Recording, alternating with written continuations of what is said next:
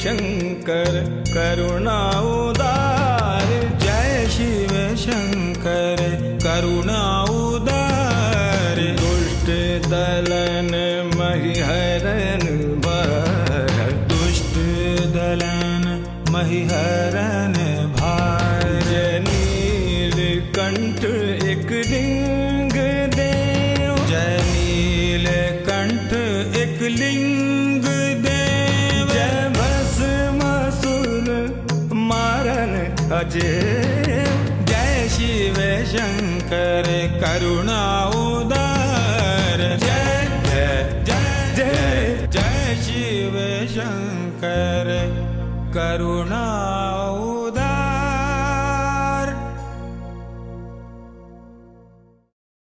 मैं कुंभलगढ़ हूं, राजपूत वीरता का बुलंद प्रतीक।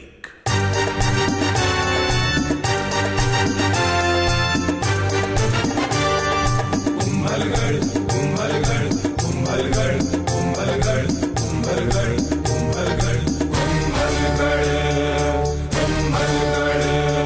क्षात्र वीरता का प्रतीक हूँ, दुश्मन का मैं काल हूँ, अरावली का स्वर्ण मुकुट मैं मेदपाट का भाल हूँ। कुंभलगढ़ कुंभलगढ़ कुंभलगढ़ कुंभलगढ़ कुंभलगढ़ कुंभलगढ़ कुंभलगढ़ कुंभलगढ़।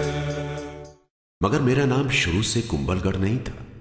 आज से लगभग 2000 साल पहले इस पहाड़ी पर दो व्यक्ति आए। एक थे सम्राट अशोक के पोते महाराज संप्रति और दूसरे उनके सेवक धर्मवीर। नमो अर्हंताणम। धर्मवीर, कितना मोहक स्थान है। जी महाराज। ऊंचाई पर तो है ही, चारों ओर हरियाली भी है। क्यों न यहाँ एक गढ़ बनवाया जाए? अवश्य महाराज, और आज्ञा हो तो उसका नाम संप्रतिगढ़ रखा जाए। नहीं धर्मवीर, इस गढ़ के नाम का यहाँ के वातावरण से संबंध होना चाहिए। हाँ, नीचे तराई में जो गांव है उसका क्या नाम है? मछिंद महाराज। बस, तो उस गढ़ का नाम होगा मछिंद्रगढ़। मछिंद्रगढ़। इतने छोटे से गढ़ का इतना लंबा नाम, और सिर्फ नाम ही नाम, काम कुछ नहीं। मुझे बनाने वाले खुद चल बसे। मैं यूं ही तन्हा निर्जन खंडार बन गया। लगा संसार ने मुझसे मुंह फेर लिया हो। मैं भी पीठ मोड़कर एक लंबी नींद सो गया। 1500 वर्ष लंबी और गहरी नींद।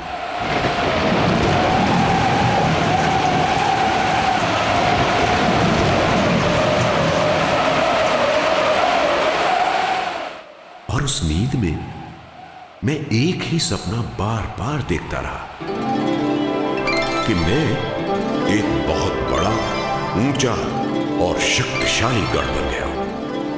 दूसरे गढ़ों से बढ़कर एक अटल और अजेय दुर्ग।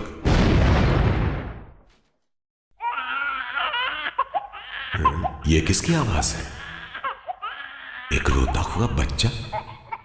अरे मैं तो गढ़ था, बाल वाटिका कब से बन गया? मंगल थाल सजाओ रे सहेलियां, मंगल थाल सजाओ रे सहेलियां, गावा हरक बधाई मारा राज, गावा तो एक राजकुमार का जन्म हुआ है यहाँ। लेकिन यहां क्यों? किसी महल में क्यों नहीं?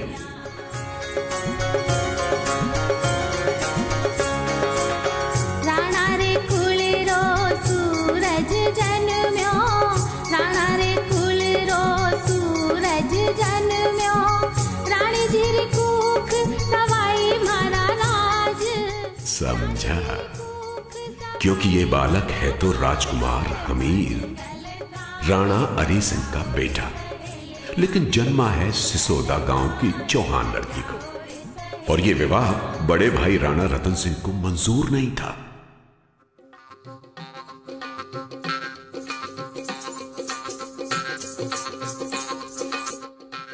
रानी माँ बाहर चारणी आई है। कहती है आपके बालक का भविष्य बताएगी। चारणी, आने दो उसे। खम्मा घनी रानी। घनी खम्मा, कहो मेरे बालक के भविष्य के बारे में क्या जानती हो?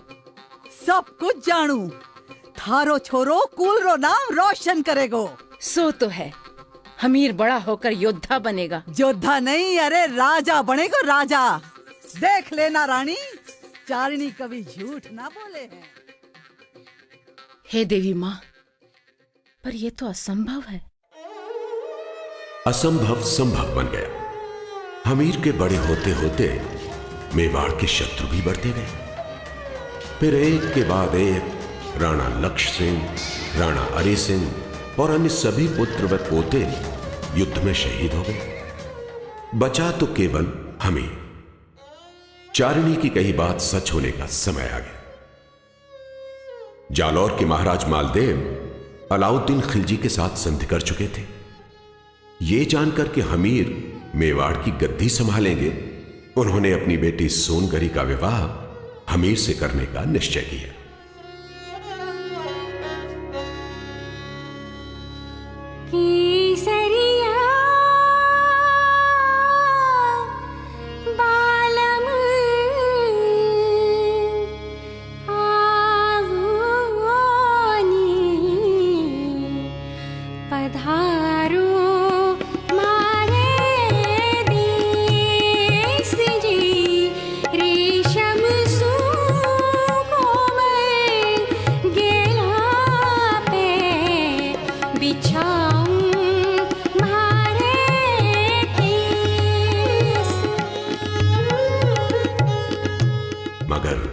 सुहाग रात को जब हमीर ने राजकुमारी सोनगरी का घूंघट उठाया तो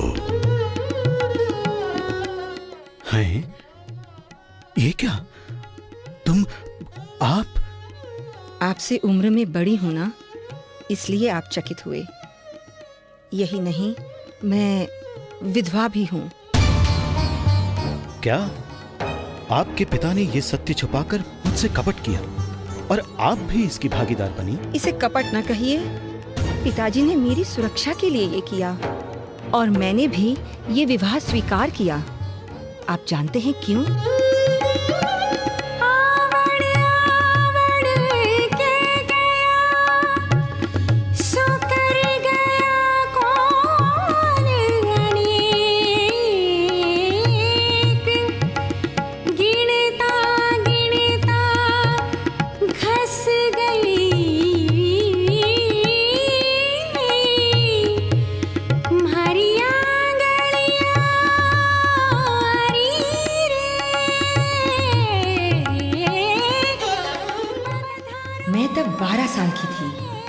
एक रात मालदेव महल की छत पर अपनी सहेलियों के साथ खेल रही थी। तभी दूर आकाश में मानो मेरे लिए भविष्य का कोई संकेत। दूसरे दिन दूत से समाचार मिला, जरगा पहाड़ी पर उसी समय आपका जन्म हुआ था। मुझे विश्वास हो गया, आपका और मेरा जन्म जन्म का संबंध है। जन्म जन्म के फेरे और 7 फेरे इस जन्म के। यदि ऐसा है सोनगरी, तो मैं भी ये विवाह स्वीकार करता हूँ।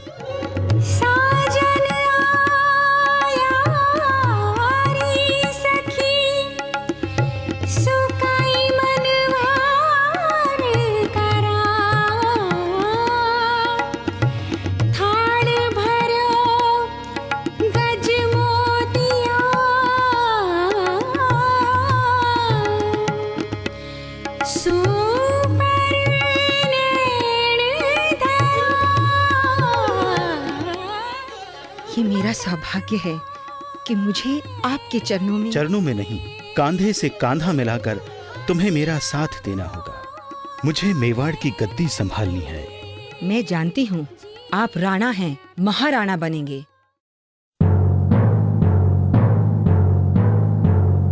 आज से सिसोदिया वंश मेवाड़ की राजगद्दी पर विराजमान हुए हैं। आज से राणाओं के सरदार महाराणा बुलाए जाएंगे। महाराणा हमीर की जय।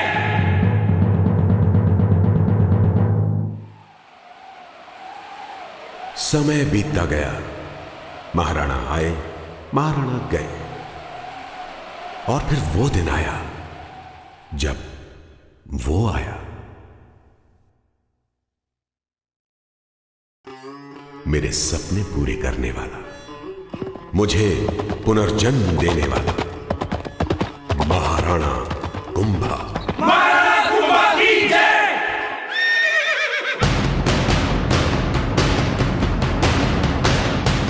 मेवाड़ के वीर राजपूतों, मैं महाराणा अवश्य बना हूं, किंतु आपकी भांति मेरा मन भी दुख और क्रोध से भरा है। मेरे पिता महाराणा मोकल की 3 चांडालों ने हत्या कर दी। चाचा, मापा और मेरा को मैं देशद्रोही घोषित करता हूं तथा प्रण करता हूं, जब तक उन्हें ढूंढकर मृत्युदंड नहीं देता मैं एक पल भी शांत नहीं बैठूंगा। जाओ, हर दिशा में उनका पता लगाओ। क्रोधित कुंभा उन 3 भेड़ियों का पीछा करता करता पाई कोटरा पहाड़ी चढ़ रहा था कि एक खूंखार शेरनी उसके सामने आ गई। कुंभा अपना खंजर निकालकर उस पर टूटा और पलक झपकते ही वो शेरनी जमीन पर ढेर हो गई। बेचारी शेरनी अगर कुंभा के क्रोध को जानती तो शायद गुफा से ही न निकलती।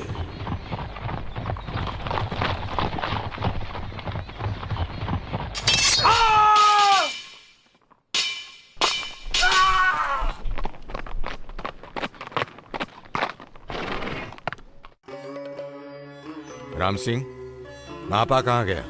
हुक्म, सुना है वो बचकर मालवा भाग गया। मालवा? सुल्तान महमूद खिलजी के पास? सुल्तान खिलजी को संदेश भेजिए कि हम इस पूर्णिमा की रात उनसे भेंट करना चाहते हैं।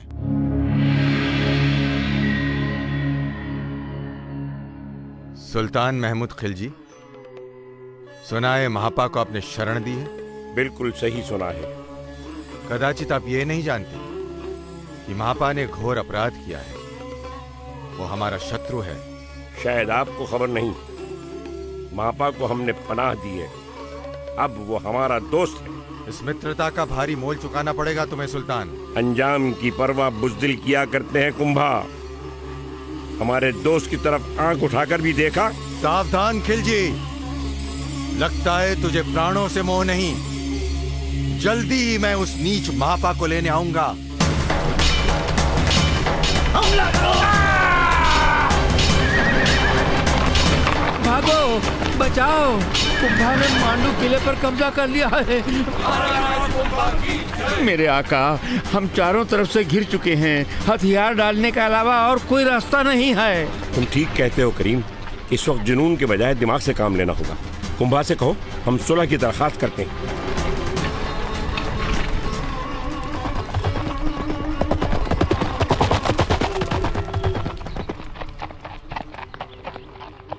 सुल्तान खिलजी, मैं इस बार आपको क्षमा करता हूं और जीते हुए क्षेत्र वापस करता हूं। बड़ी मेहरबानी हुजूर, मैं आपका शुक्रगुजार हूं।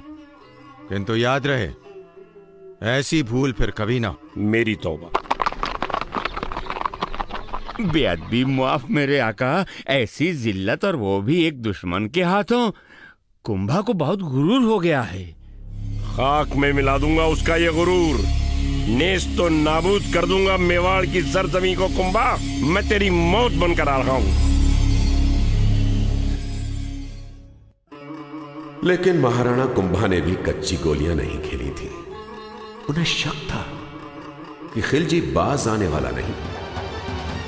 जब खिलजी ने फिर आक्रमण किया तो कुंभा भी पूरी तरह तैयार थे और दुश्मन ने मुंह खाई।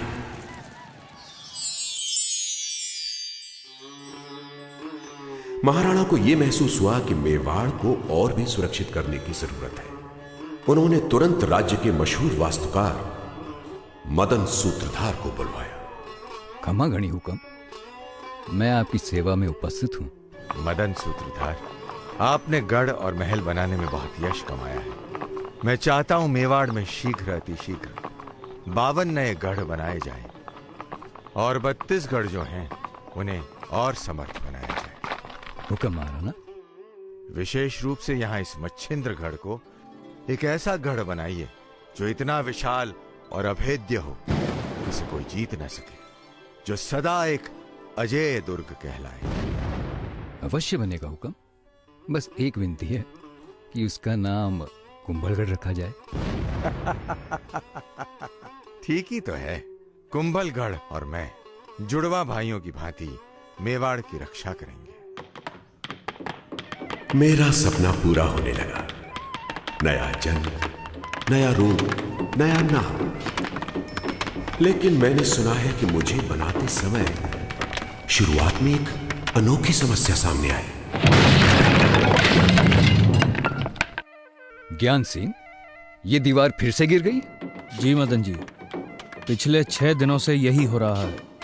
रात को कोई यहाँ आता भी नहीं, फिर भी कोई बता रहा था इस पर्वत पर एक देवी का प्रकोप है। तो हम उसे प्रसन्न कर देते हैं, हवन से, पूजा पाठ से। नीचे रणकपुर गांव में एक मेड़ बाबा हैं, केवल वे ही इस समस्या से मुक्ति दिला सकते हैं। मुक्ति का एक ही उपाय है, नरबली। नरबली? नरबली बाबा? नहीं तो दीवारें बनती रहेंगी, गिरती रहेंगी। किंतु बाबा, बलि वेदी पर कौन अपने आप को न्यौछावर करेगा? ऐसा व्यक्ति तुम्हारे सम्मुख बैठा है। मेड़ बाबा, आप? ये जीवन तो एक माया है और ये शरीर एक मैला वस्त्र। मैं इस वस्त्र को उतार फेंकने के लिए कब से उत्सुक हूं। परंतु बाबा, मेरा आदेश ध्यान पूर्वक सुनो और वही करो जो मैं कहता हूं। कल सवेरे सूर्य उदय होने से पहले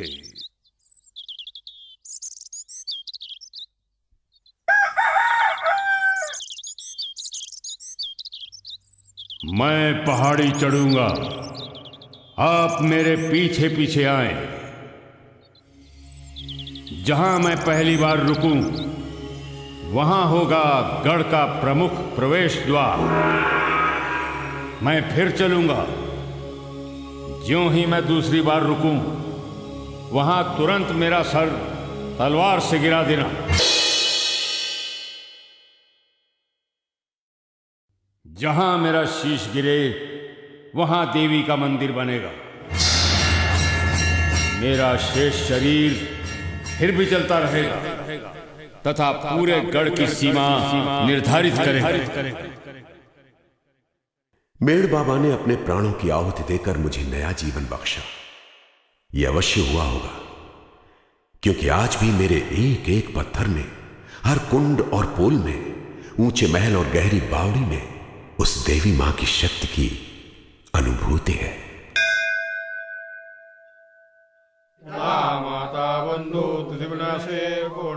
महाराणा कुंभा ने एक विशेष वेदी बनाई और बहुत बड़ा हवन किया, ताकि केवल यही देवी नहीं, मेवाड़ की सभी देवी देवता प्रसन्न हो और उनका आशीर्वाद प्राप्त हो। शांति शांति।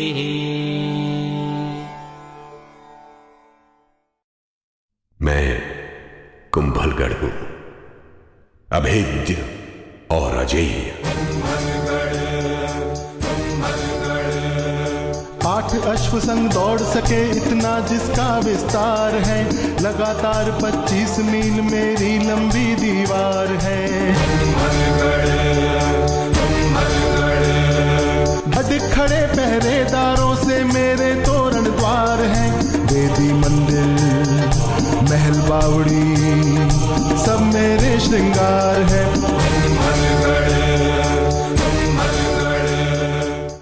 जब 4 साल बाद खिलजी ने फिर एक बार आक्रमण किया, तो प्रहरी की तरह मुझे खड़ा पाया। मेरी दीवारों से सिर फोड़ने के अलावा उसके पास कोई चारा नहीं था और उसे मायूस होकर वापस जाना पड़ा। यही हश्र गुजरात के सुल्तान कुतुबुद्दीन का भी हुआ। उसे भी कुंभा और कुंभलगढ़ हम दोनों भाइयों ने मार भगाया। वर्ष था 1457। उसके बाद किसी दुश्मन ने मेवाड़ की तरफ आंख उठाने की हिम्मत नहीं की। युद्ध के बादल छट गए। महाराणा कुंभा ने कवच, तलवार, ढाल उतार फेंके। वो एक महान योद्धा के साथ साथ एक बेहतरीन लेखक, कवि और संगीतकार भी थे।